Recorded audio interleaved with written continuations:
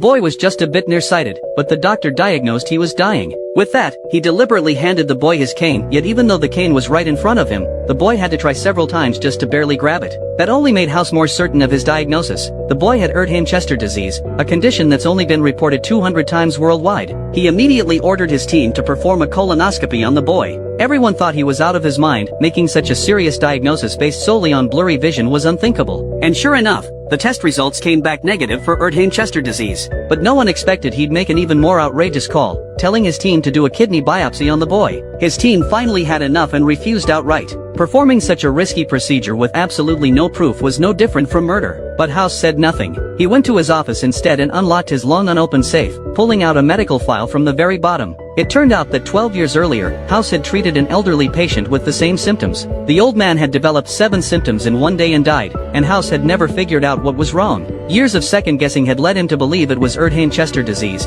but the boy's test had just ruled that out. If the boy had the same condition as the old man, then according to the old man's symptom progression, the boy should be on the 3rd symptom by now, kidney failure. To Joan's shock, the boy's urine had indeed turned brown, a classic sign of kidney failure. But what disease could be causing all these symptoms? Based on the old man's medical record, the next symptom would be liver failure. So House decided to put the boy on liver protective meds preemptively, figuring it would buy the doctors some time to make a diagnosis. They managed to save his liver for the time being, but then the boy started having trouble breathing. The deterioration happened so fast the doctors couldn't react in time before he stopped breathing entirely, indicating his lungs were failing rapidly. The doctors had to intubate him immediately to keep him alive. Even scarier, lung failure had been the old man's final symptom before death, which meant that within 2 hours, if they couldn't find the cause and treat it, the boy would die.